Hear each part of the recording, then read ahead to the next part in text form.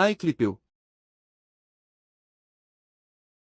No vídeo de hoje, vamos ensinar como trocar de conta no YouTube.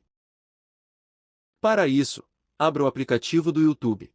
Na tela que abrir, toque na opção Você, ou seja, na sua foto de perfil que está na parte inferior direita da tela. Na próxima tela, toque na opção Trocar de conta, que está por debaixo da sua foto de perfil na parte superior da tela. Após tocar no botão, aparecerá um diálogo com todas as contas logadas no seu smartphone. Escolha a conta desejada e toque nela. Pronto!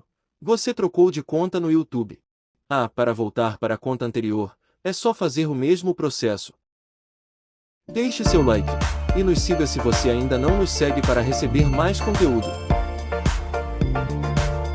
E se você tem gostado de nosso conteúdo, considere nos apoiar lá no apoia.se/aaklippel.